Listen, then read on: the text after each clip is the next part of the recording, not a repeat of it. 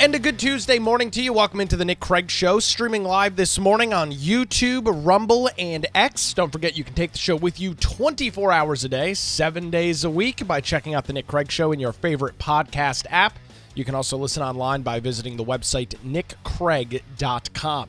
Well, yesterday I was under the impression, having watched some of the media coverage over the weekend and listening to all of the experts, that we were going to see Black Monday 2.0 on the stock market. This is, of course, as it relates to President Donald Trump's sweeping tariff plan that was announced last week. It officially went into effect on Saturday. We saw major market sell-offs on both Thursday and Friday of last week. He made the announcement, Wednesday afternoon in the Rose Garden. And Thursday and Friday were not great on the stock market by any stretch. And I was under the impression yesterday was supposed to be a bloodbath. And while yesterday, the day started off low, ended totally fine. And looking at futures this morning, Dow futures are up 700 points. S&P futures up almost 70. That's 1.3%. NASDAQ futures up 200 points. A little over 1.15% in the NASDAQ futures this morning. So it seems like the idea that the stock market was going to plummet and cease to exist all because of Donald Trump has not come to fruition at all, to the chagrin of the experts. And I spent a lot of time watching. I watched CNBC and Fox Business pretty much all day yesterday. I had it on in the background. And it seems to me that what you're watching go on right now is individuals that are using their financial expertise and trying to predict a market that is very unpredictable during this Trump presidency with these sweeping tariffs. Now, I caught an interview yesterday. It's a lengthy interview. I want to try and play most of it for you here this morning. Peter Navarro, who is really the architect behind these reciprocal tariffs that were introduced by the administration last week, did a lengthy interview with CNBC yesterday morning ahead of the market open. And I haven't heard anybody lay out the Trump tariff plans as succinctly as Navarro. And I guess it makes sense. He's the guy that put this whole thing together. He's the one that's got the president's ear on this tariff situation. He went on CNBC with a very hostile crowd. You can tell the disdain that the CNBC hosts had for continue to have for Peter Navarro. I thought he laid out the argument as best as I've seen anybody do it. And as we look at the futures this morning, doesn't seem like a Black Monday 2.0 didn't happen. And futures are up a big time this morning, 700 points as we just looked at it on the Dow, almost 2 full percentage points in pre-market trading ahead of the market open coming up here in just a little bit. So I want to play this for you. Peter Navarro on CNBC yesterday. I'll jump in plenty of times. A very interesting interview. Take a listen to this. And a number of countries reportedly reaching out to negotiate tariffs with President Trump over the weekend. Joining us now with the latest, President Trump's senior trade and manufacturing advisor, Peter Navarro. And given the backdrop, Peter, of what we've seen, the tumult in the markets, and the S&P could theoretically be in bear market territory. And I know you make the distinction between Main Street and Wall Street, but obviously they're interconnected. So to get the real story on how many countries are calling and on whether the president is actually agreeable is important, because we've heard all these countries are making the phone call, but then we hear that maybe the president isn't interested at this point. Can you clear that up? Sure, Joe, but let me first take you back in a time capsule, because this feels a lot like the day after the election in 2016. And I don't know if you remember that day, but I was on the set with you. The futures were dead red down. And I made the prediction that the Dow would hit 25,000. And Andrew's head exploded. It's like, well, but you correctly pointed out that wasn't that heavy a lift. And we did hit that, not in 4 years, but in less than 2 years. And what I'm seeing, Joe, is a beautiful situation where we will hit 50,000 on the Dow. And we're going to have a broad-based recovery in the S&P 500. The market's trying to find its bottom now. The thing I would say to retail investors, is don't get panicked out by all of this. And what the president could have added to that fine truth was the fact that the biggest tax cut in American history, the broadest base tax cut in American history, is coming within a matter of months. So any discussion of recession seems silly when you factor that in. Plus, the Fed is not going to do its job, but the long bond is doing it. We're lowering our oil prices, which is just amazing. Right. And here's the one other thing I want to say macro-wise, Joe, because look, this is all about people worried about global recession. That's what they're worried about.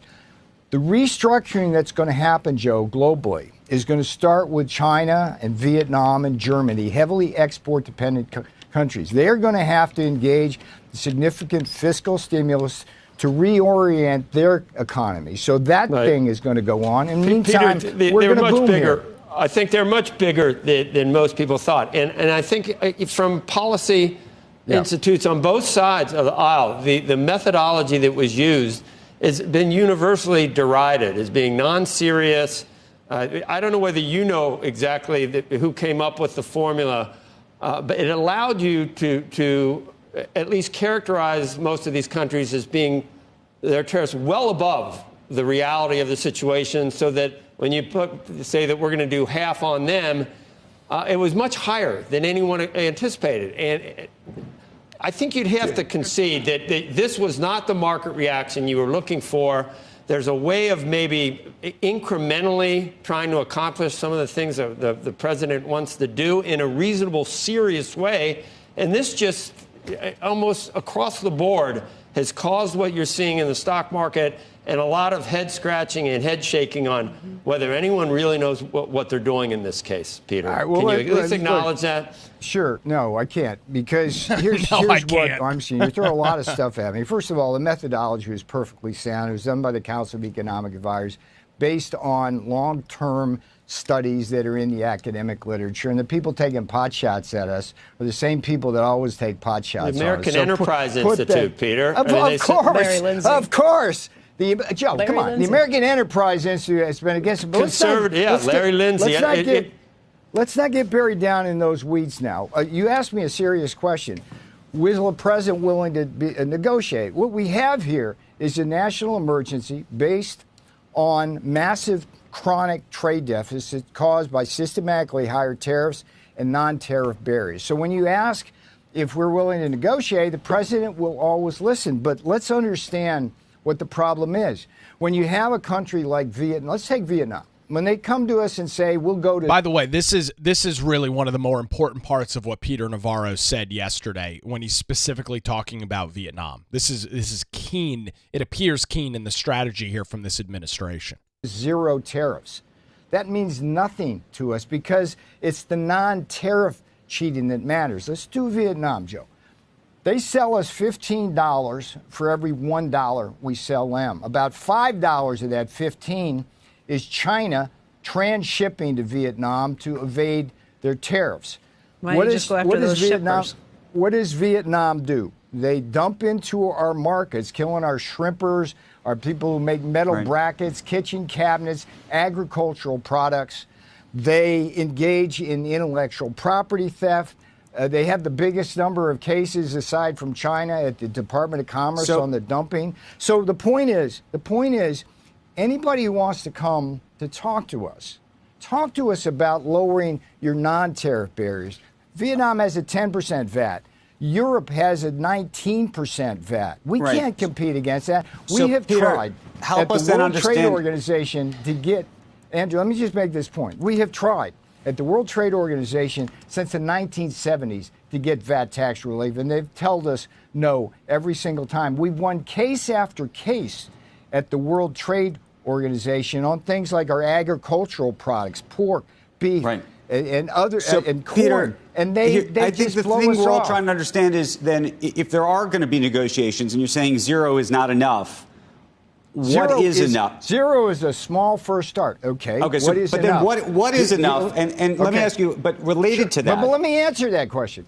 So before Peter Navarro answers that question, this seems to be the strategy of the administration, and it's not completely disconnected from what we've heard from the president. We heard it during the campaign cycle, and we are seeing it now roll out now. And I made this point last week when we talked about these tariffs. There are obviously, and we've talked about the short-term pain, the short-term implications of these increased in tariffs, which will, yes, undoubtedly lead to some, at least short-term potential increase of goods and services that we consume, things that we purchase. Trump has made the point for multiple election cycles now that the United States is getting taken advantage of in the quote-unquote free trade market in which we live. And you heard the point from Peter Navarro about a country like Vietnam, who has a major trade deficit with the United States and who is being essentially used as a middleman to import goods into the United States from China. China is completely walking aside some of their tariffs. Of course, they're not shipping everything through Vietnam, but they are walking aside some of their tariffs by using Vietnam as a middleman, to wash essentially Chinese goods. They import them into Vietnam, then Vietnam imports them into the United States. Therefore, the big-time tariffs that are on China, which I've got some news on, we'll get into those details in a couple minutes, those tariffs are essentially nullified. And so when the argument being made here by Peter Navarro is when Vietnam comes to us and says, we'll reduce our tariffs to zero, that's really not the root cause of the issue. And that's why I wanted to play, and I'll continue to play some of this interview from CNBC yesterday, because it really shines a light into what the actual strategy here is from this administration. Will it work? That question still remains. Will this be something that is successful and a profitable venture for the administration, for the American people? We don't know yet. The cat is unfortunately not out of the bag yet. We don't know how this is going to work out. So more from Peter Navarro on CNBC yesterday morning. Okay. So let's take them one at a time. We got plenty of time. So what is enough? Okay, you take any given country, they're like fingerprints. They all cheat us in a different way. So here are the things they cheat us on. Some of them engage in currency manipulation. Some of them have a hefty VAT tax. All of them dump into our markets. All of them engage in heavy export subsidies and government subsidies. All of them put up these phony technical and phytosanitary barriers to our ag products and our autos and everything in between. Many of them steal our intellectual property. A lot of them run sweatshop labor, including forced child labor. They have pollution havens. So when you say to me, Ed, what do we want from them? We want fairness. We don't want them to kill American workers by inundating us with this non-tariff cheating. And it would be really refreshing to have the media talk more about that. This zero tariff thing, it's a misdirection. No, it's a misdirection. It's the non-tariff barriers. What that suggests is that there's going to be a lot bigger challenge in terms of actually then getting to yes, if you will, or finding the off-ramp where a deal is made, given that we're not just talking about getting to zero, we're talking about getting all sorts of other policies inside each of these countries changed. Yeah. My related question, I don't know, maybe they're related, is you have talked a lot about how tariffs, and the president's talked a lot about how tariffs can be helpful as a tax, effectively, as a way to raise revenue here in the United States. Tariffs are tariffs, and they do raise revenues. They will. I see them as a tax cut, Andrew, because they're going to help pay for the biggest tax cut in American history. Every dollar that we extract from foreigners who are cheating us is going to go to the American public in the form of debt reduction and tax cuts, including, for example, in our auto industry. Anybody who buys an American-made car is going to get a healthy tax cut. We were given $7,500 away for EVs made partly in China. That's crazy. If Donald Trump gives away money for American-made cars made in Akron and Flint and Detroit, that's gets our manufacturing base back. Just stick with me, though, for a second. Sure. Either we can collect those revenues, and by the way, there's other people who think it'll be a tax on the American people, but let's just put that aside and assume that you can collect revenues. Either you're collecting revenues, and that's the goal, or you're negotiating with these countries to get to not just zero, it sounds like anymore, but something very different than that. But those two goals seem to be at odds with each other.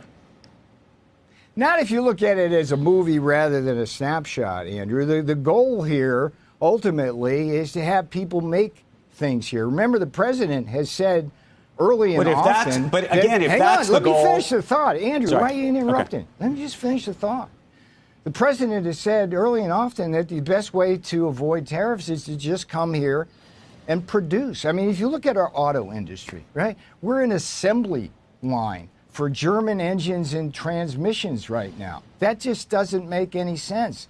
In World War II, we won that war with our so-called arsenal of democracy. We can't do that anymore. We've got parts all spread all around the globe, and if COVID taught us anything, those supply chains are not resilient. They're not reliable. So I take your point, but I'll tell you, we're going to get to a place where America makes stuff again. Real wages are going to be up. Profits are going to be up. And look, it bewilders me right now in the sense that if you're just looking at this chessboard, it's the market's going to find a bottom, time to layer in. And if you look at all the good things that President Trump is going to bring you in terms of tax cuts, deregulation, lower energy prices, lower interest rates, and the world restructuring in a way which is going to be healthy. I mean, how many conversations have we had about China moving from an export-dependent parasite on the world to an economy that actually serves its own people rather than keeps Peter, you talked about tax cuts. Do you know anything about letting the top marginal rate? Now, this gets into a discussion over something that Navarro claims he has nothing to do with talking about tax cuts and things of that nature. I just, listening to this yesterday, watching it live and re-listening to it again this morning and now hearing it for a third time, the point that Navarro is making is, well, pretty much what you've heard puppeted from President Trump. And this is an attempt to bring manufacturing back to the United States. Now, we did see, and we do unfortunately have evidence under the first administration that those increases in tariffs do not necessarily bring manufacturing back to the United States. I mean, Trump tried this in the first go-round with Peter Navarro, specifically looking at steel. The idea was increase tariffs on steel and allow more steel manufacturing in the United States. That did not play out the way that I assume the administration wanted it to. You ended up seeing, while yes, there was a slight increase in steel production, you had major layoffs in other sectors due to the increased cost of that input that steel is into the supply chain, right? Because steel is used in so many different products and so many different goods that you and I purchase or are purchased in general.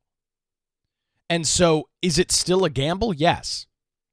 Are there still some major questions that surround the administration's attempt here to bring this kind of free trade environment back? Now, of course, the argument, and I think it's a valid one, that this is completely against free trade, I think is a valid point, right? When you're talking about increasing major tariffs and barriers, that's completely antithetical to free trade, sure.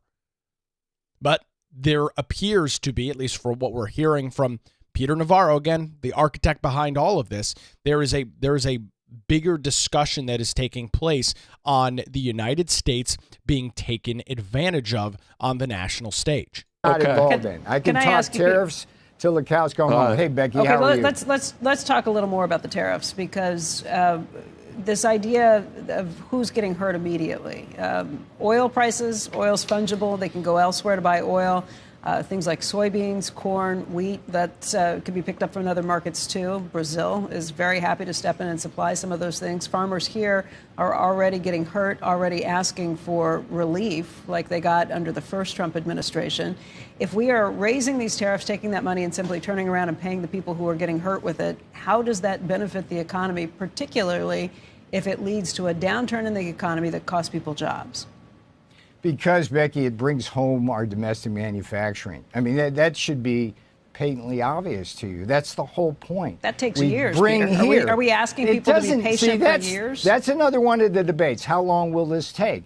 Brian of the UAW stands up on Liberation Day, almost steals the show from the boss, and he says he's lived through this whole thing. He watched the factories go away. And now he knows that the factories are underutilized. There's brownfield investment that can be made in auto parts factories that are still there, and it won't take long. But even meantime, brownfield will take 18 months to 2 to 3 years, I think, Peter. That's the question. That's a long time to get things back up and running. I remember what I did working in the pandemic, and we were looking at PPE, N95 masks that were going to take 6 months to get factories done. You know, did it in 2 months.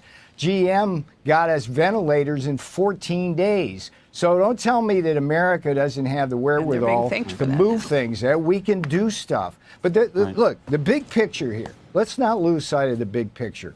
We got a $1.2 trillion trade deficit this year. We have since the trade war began, when the world declared war on us back in 1979, we've accumulated $18 trillion of money we've had to transfer into foreign hands. That's about 2/3 of an annual GDP. Is totally unsustainable.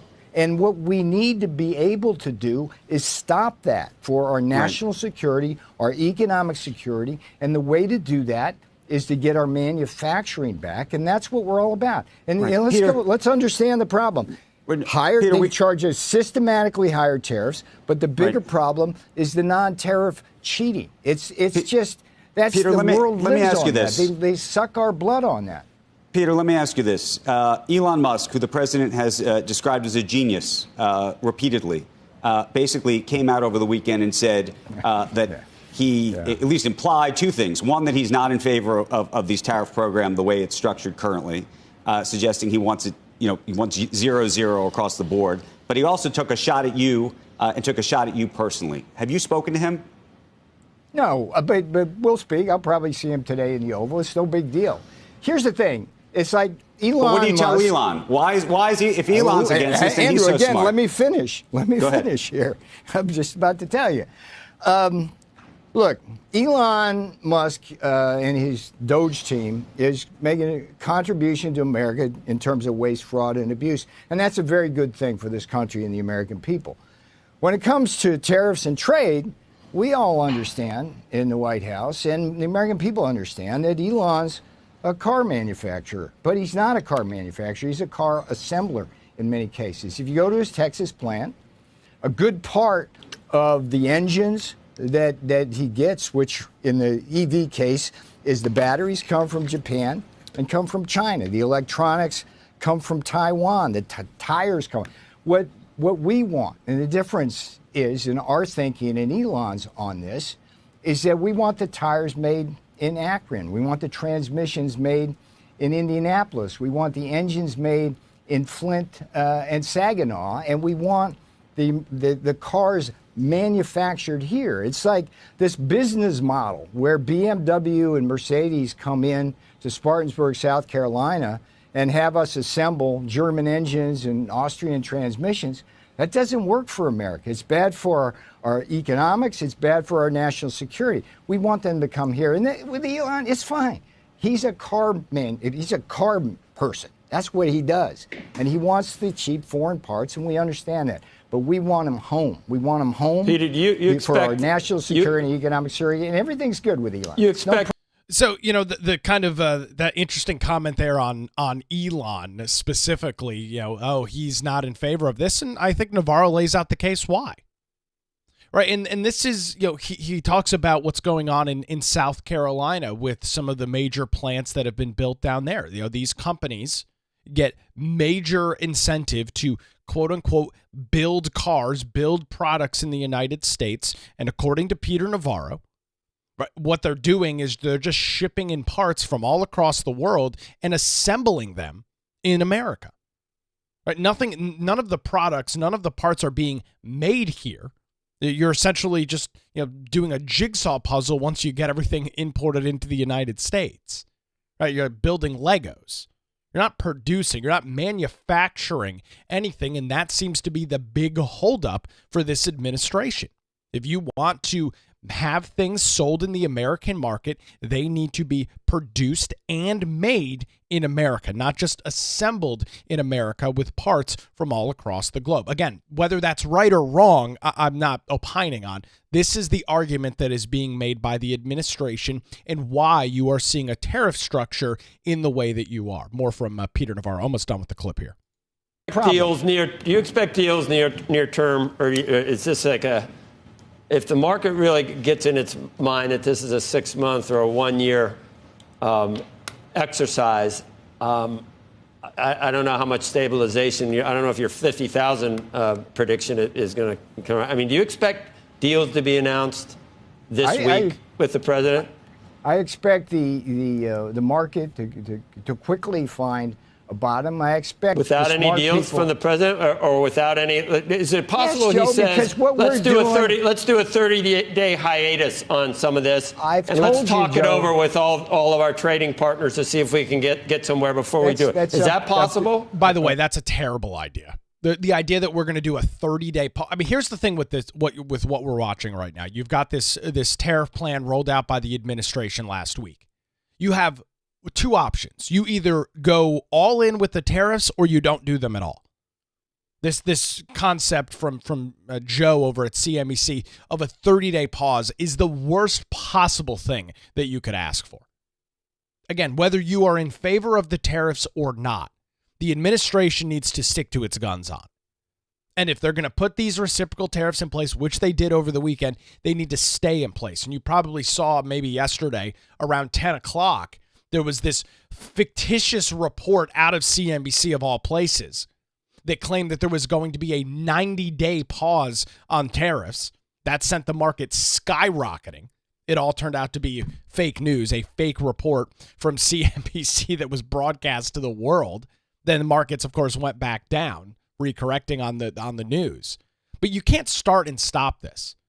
If the concerns that Peter Navarro are bringing up, some of them very valid, I would argue most of them very valid, you've got to stick with it. You can't hem and haw on these tariffs. You either put them in place or you don't. Because when you signal to the rest of the world that you're just going to put a pause on it if the U.S. market is hit by it, if you signal to the countries that you are trying to bring to the negotiating table, countries that you were trying to bring to the United States to say, stop taking advantage of us in this trade war. Stop taking advantage of us in this free market trade environment in which we operate. You can't do that when you're going to potentially put things on hold every 30 days when the stock market goes down 2.5%. Right? You can't do that. This idea is absurd from Joe. I always forget his last name over at CNBC. Tariffs are in place. The administration is full course ahead on them. But there's no wavering away from this. If they do, they might as well not do them at all. You got to either stick with this or get out. It's really that simple. All right, hang on. Again, let me finish these thoughts here. I mean, first of all, it's the president's decision. Second of all, I've told you that the most important thing is for countries to come to us not offering zero tariffs, which is disingenuous because it won't get us anything, particularly with countries like Vietnam. What they have to do is tell us they're going to drop all their non-tariff cheating. And as you said, that takes a little time here, okay? We got a $1.2 trillion deficit. But in the meantime, Joe, hang on. Let's not lose sight Peter, I just want to ask you about breaking news. We're about to end the show. We're about to Sure. end the show, and I just want to ask you about some breaking news. The EU's von der Leyen is saying that we are now ready to negotiate with the U.S. on tariffs. We are ready for a good deal, but ready to take countermeasures. We will set up import surveillance task force. Is this a negotiation that you think will bear fruit, that we could see lower tariffs as a result of? All right, let me say the Financial Times is going to run an op-ed of mine today, online, in print tomorrow, which addresses some of that. And what I would say to the EU, when you make those announcements, would you be very careful to tell us you're going to lower your non-tariff barriers? EU, drop your 19% VAT. EU, respect the WTO's decisions to let us sell us our pork, our corn, our beef. You don't do that, EU. You dump stuff in here. You're using export subsidies. You steal from the American people every which way is possible. So don't just say we're going to lower our tariffs. That's a good small start because you know your tariffs are higher than ours. But the bigger problem, this is the thought I want to leave with everybody, the bigger, by orders of magnitude, is the non-tariff cheating. And that's got to stop. So that's what we want to hear. You start talking that language, we'll see what happens, as the boss says. Well, so there you go. There's Peter Navarro. Again, I think a very succinct discussion on the tariffs that have been rolled out by this administration. Again, in favor of them or not in favor of them. Hearing that discussion on what was, I think safe to say, a relatively hostile crowd over on CNBC who are not in favor of the tariffs that are being put in place by the administration. They seemingly are unwilling to agree to any of the points that Peter Navarro made. And I've had on the screen the entire time, look at the market futures this morning. Dow futures up 830 points. Was that 600 or 800? 830 points. 2.17%. S&P futures up almost 90 points. 1.75% there. NASDAQ over a 1.5% in pre-market trading this morning. Now, we did see yesterday that the international markets got hammered, and taking a look at those this morning, they seemingly have kind of relaxed. They have come back down. You look at some of the world markets and the things that are open right now. Things seem to seemingly be stabilizing on that a little bit. The the Chinese stock market is up about 1.5% today. The Australian stock market up 2.27%. The CAC, that's over in France, almost 2 percentage points today. The DAX, that's the German stock market, up 2% today. Some of these are still live because I think those markets are still open. Italy's stock market up 2%. United Kingdom, the FTSE 250, 2.75%. The FTSE 100, 2.13%. So, yes, it was a couple of rough days, Thursday and Friday. Yesterday didn't end up being anywhere near as bad as experts maybe not only were thinking was going to happen, but potentially hoping would take place. I mean, the Dow finished down yesterday less than a full percentage point. The NASDAQ finished up in the green, 0.1%. And the S&P was down less than a quarter, which is not an insane day on the stock market. And so whether or not you are in favor of the tariffs or whether or not you are agreeing with what the administration's doing, they seem to know what the issue is. They have called out the issue, not only the tariffs, but the non-tariff barriers. He talks about the VAT, the value-added tax that exists in the European market, talking about those issues, and that's the concessions that they want. They feel that the United States is being taken advantage of on the global trade market. They feel that the United States is being taken advantage of when it comes to importing and exporting goods across the country, and they want individuals to come to the table willing to discuss those issues, willing to discuss some of those non-tariff trade barriers. Will those individuals come to the market? Will those individuals make and give the United States what they want? I don't know. You would hope so. I mean, you look at China's market. Of course, that's one of the biggest, and I've got some news on that here in a minute. But you look at China's market, they can't exist without the United States. There's no place to ship any of the crap that they make.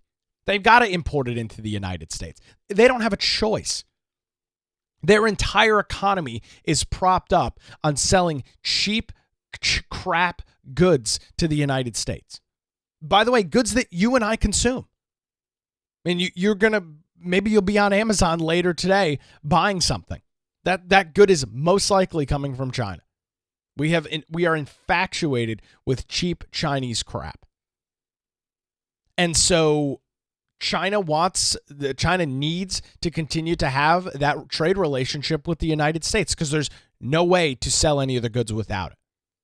There's only so much that the rest of the international market is going to buy without the United States.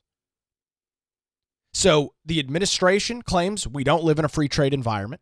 We are being taken advantage of, either countries being used as a middleman to skirt tariffs that are already in place, which, by the way, I'll note, one of the only things that Joe Biden kept in place after the first Trump administration when he came into office was Donald Trump's tariffs on China. So put that out there. Countries cheating us by being a middleman. Countries cheating us with non-trade, non-tariff related barriers, whether it's a value-added tax or other sort of restrictions on imports. The United States wants to see that come back to fruition. The United States wants to see some of those barriers lifted. And from all accounts and what I was reading yesterday and checking on this morning, those lines of communication have opened with many countries. What will the end result be? It's not immediately clear this morning. Hopefully it's something that's a good deal for the United States and gets us back into a position where we can get back to actually free trade. So that is what I'm tracking on that this morning. I want to encourage you to head on over to patreon.com/Nick Craig if you are enjoying the program Monday through Friday live 7 a.m. on YouTube, Rumble, and X, or listen to the podcast after the fact throughout your busy day. Head on over to patreon.com, patreon.com/Nick Craig, and you can financially support the show. $5, $10 a month. You get access to daily show notes and more. All of that available over at patreon.com/Nick Craig. Trump is very serious about this stuff. There was some back and forth with China yesterday. I'll have those details coming up in a few minutes as the Nick Craig Show rolls on, a Tuesday morning streaming live on YouTube, Rumble, and X, and 24/7 wherever you get your podcasts.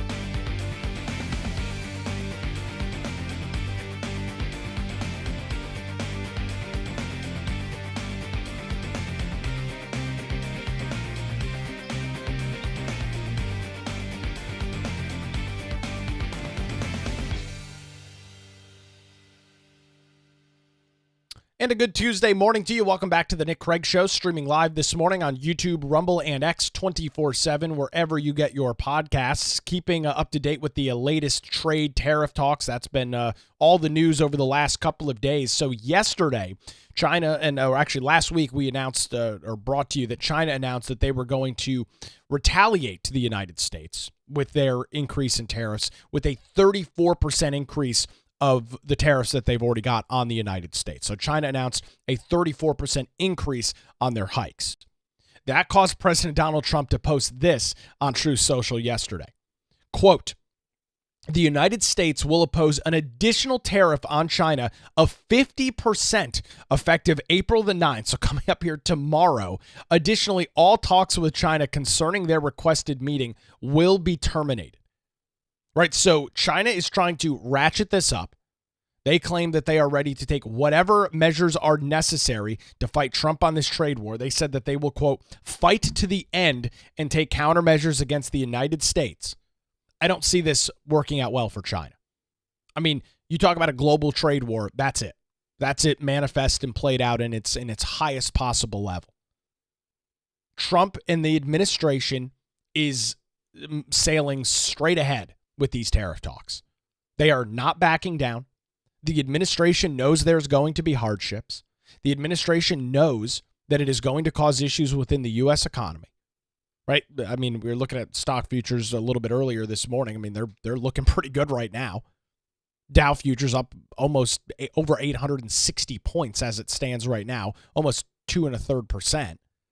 So things are seemingly recovering after a couple days of uncertainty. But Trump's not going to back down on this fight. He is frustrated with this. It is something that he has written about and spoken about for 40 years at this point. He wants to bring manufacturing back to the United States. What does that look like? How does that play out in practicality? Again, I don't know.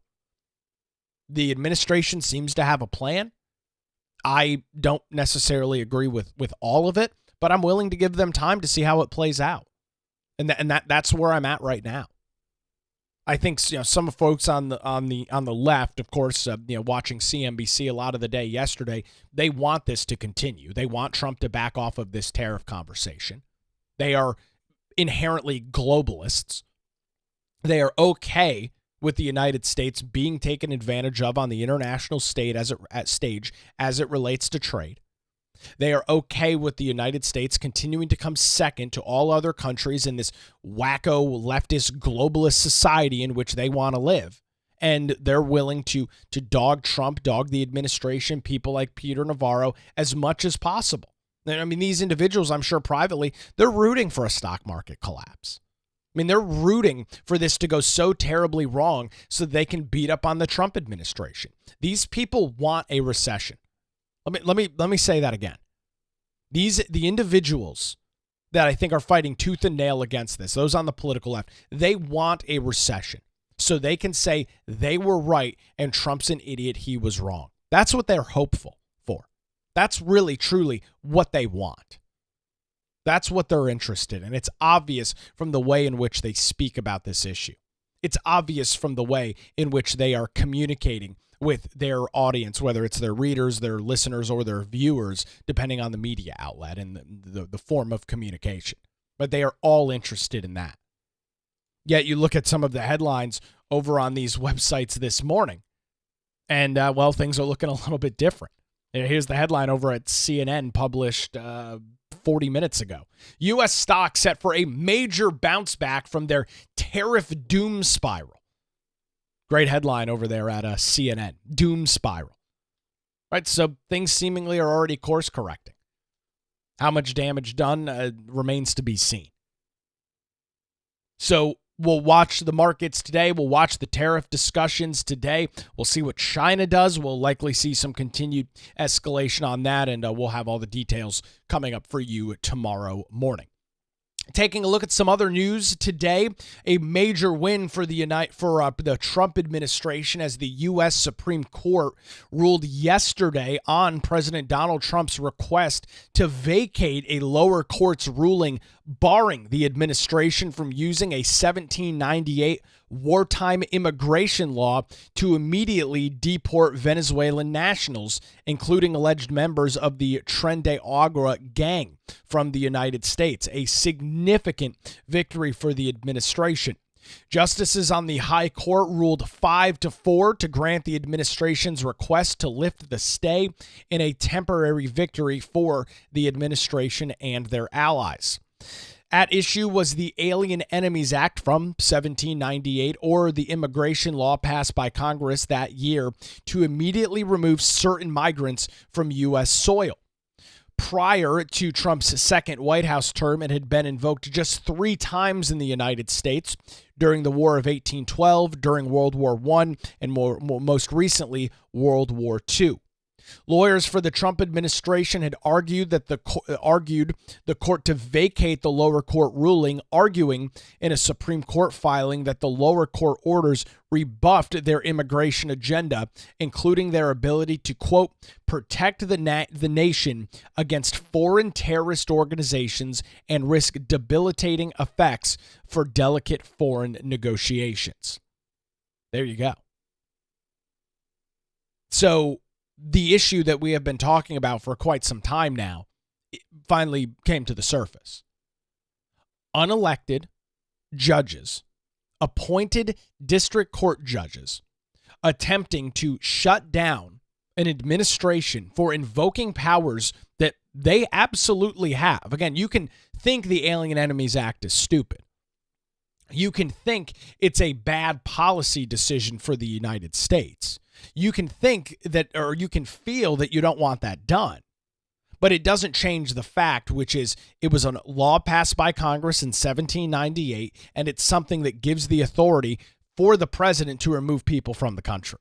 Again, feelings and everything else, they're irrelevant when it comes to this. We're talking about very succinctly, is there a law on the book that allows this to take place? The answer is yes. A Democrat left-wing activist judge allowed this decision to be stayed, put a temporary restraining order, temporary halt on this because they disagreed with it politically. But again, we're not having a political conversation. We're not having a political discussion. We should be having a discussion over whether this is legal or not. And the country's highest court has in fact ruled in favor of the administration. Kristi Noem, the Homeland Security Secretary, posted in a video on X yesterday saying, quote, "Today's a bad day to be a terrorist in the United States of America," adding that the president, quote, "was correct in using his authority under the Alien Enemies Act to deport terrorists out of this country." Attorney General Pam Bondi called the landmark decision a, quote, "victory for the rule of law," adding that activist judges in Washington, D.C., quote, do not have the jurisdiction to seize control of President Trump's authority to conduct foreign policy and keep America safe. Saying, quote, "the Department of Justice will continue fighting in the court to make America safe again." There you go. Vice President J.D. Vance saying this is a major loss for the lunatics and a major win for the American people. Onward. So this is the whole really situation kind of wrapped up. And it's going to be very interesting to see how many more of these cases play out in the same way. Right? We've seen with the vast majority of executive orders that this administration has signed, that the president has decided he wants to bring forward, that he is in favor of, that he wants to push as part of his agenda. How many more of these will end in this same way? Now, this does not excuse the greater problem. That problem still exists. And the problem is a very simple one.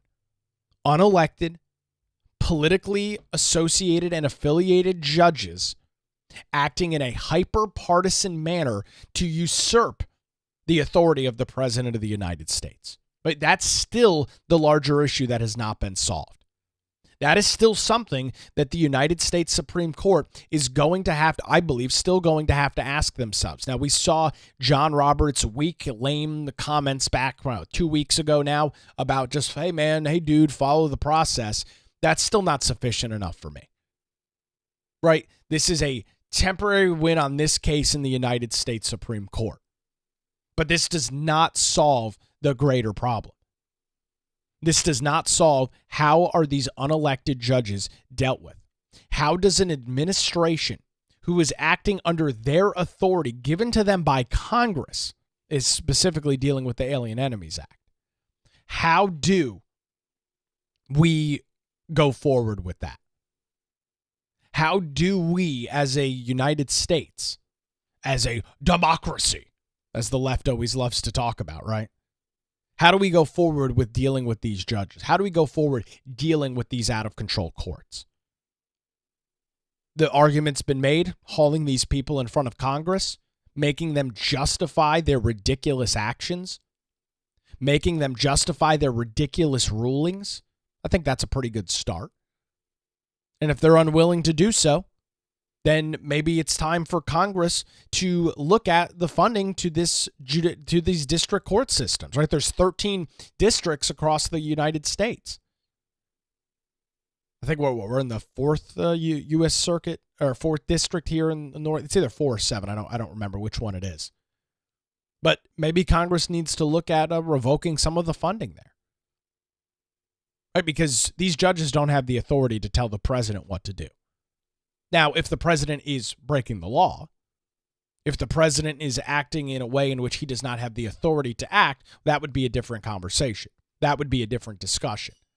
But this Alien Enemies Act story really is the shining example of an executive order rolled out by the president that he unequivocally, without a doubt, has the ability to do. Again, a law passed by Congress that gives him the authority to do so, blocked by a judge because he disagreed with it politically. It is the shining example of what's wrong with the district court system, where you've got these individuals that essentially believe that they are the president of the United States. But that's how they're acting. They're acting as if they were the ones elected in November of last year. They are the ones deciding whether this administration can go forward with their policies, with their agenda, with the things that they believe are important. In many cases, things that are important to the American people who just voted for this president. That issue still remains this morning. However, a massive win for the administration. This is one of many, many executive orders and other sorts of decisions from the administration that have come under major fire from left-wing activist groups and left-wing judges. And, well, the Supreme Court stepped in, did their job. They have frozen that order, and now these individuals can once again begin to be deported. We'll see how all of that plays out. Finally, this morning, yesterday, got some good comments on the Utah protest that took place over the weekend. There was protests all over the United States. The hands-off day, as Democrats decided to run around and spend their Saturday screaming about Donald Trump, Elon Musk, and everybody associated. I caught this clip yesterday on X. Byron Donalds, who, of course, is a representative, a congressman from Florida, who also happens to be running for governor in the state of Florida, had a run-in with some protesters standing on the on a side of a road yesterday somewhere in Florida. Once again, there are some less than ideal language in this clip, but it just goes, this is another shining example of why the left is losing on the issues that they are. And another example of the left being unable to succinctly describe what their issue is, to be able to articulate what are the major policy issues between the left and the right, and why their party, why their decision makers are better going forward in leading the United States. So this is Byron Donalds going back and forth with a couple of wacko leftist protesters yesterday. Take a listen to this. I agree as a member, hang on, I'm sorry, ma'am, but as a member of Congress, because I was just in D.C. on Monday for Trans-State Visibility, and I would like you, as a member of Congress, to rise up and support LGBTQ plus youth and stop this fucking insane attack on our children who know who they are. Number one, no. Of course you're not, because you're a fascist. You're a trace. You're a race traitor and you're a fascist. Wow. So she claims that Byron Donalds is not standing up enough for some trans visibility leftist wacko bullshit that comes out of their political party. And when Byron Donalds really doesn't say anything, she responds with, first of all, you're a race traitor. Byron Donalds happens to be black. So he's a race traitor and he's a fascist.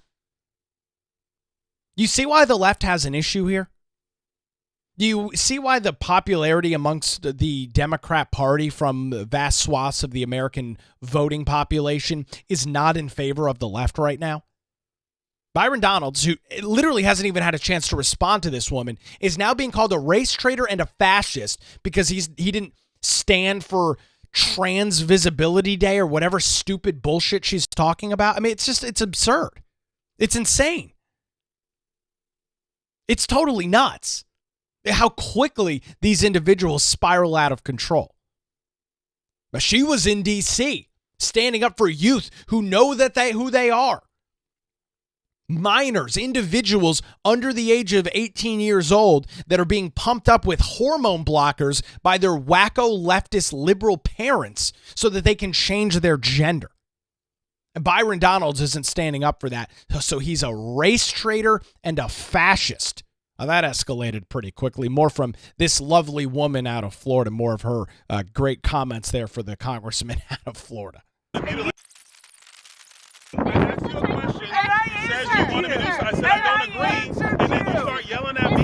You call me a fascist. You call me a race traitor. And you want me to agree with you? What are you talking about, ma'am? I'm a constitutionalist. Ma'am, I'm a constitutionalist. I believe in freedom and liberty for everybody. I believe in the U.S. Constitution. I believe in everybody's freedoms and rights. But if I don't agree, hold on. But when I don't agree with you, then all of a sudden I'm a fascist. That's what's wrong. If all you want to do is yell and scream and curse when I don't agree with you, I'm sorry, ma'am. You are now in the 20% of America. You don't need to worry because you will never get my vote, and you don't live here. I'm going to be your governor. Trust me. No, you're not. No, you're not. I'm going to be your governor. Great line there from Byron Donalds. Again, apologies for the language. What he said there was, I thought, really great. You and I have a disagreement over an issue. In this case, it's, abusing children and pumping them up with hormone blockers and changing their gender at, 9 years old, because that's a popular policy issue for the left right now. You disagree with that policy.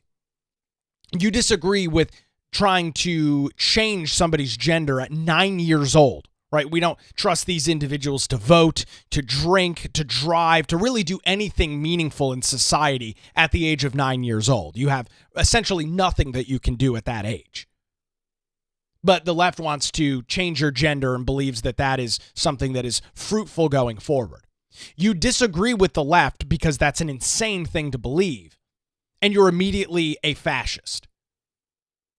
And what Byron Donalds said there was great. This is why people aren't supporting you guys. You disagree with somebody on something, they're a fascist and a race traitor and a Nazi and all of these other things that the left continues to cry and scream over and over again.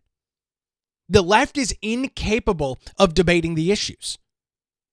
And it's why I continue to make the point that the Democrat Party is falling into non-existence. I truly believe this.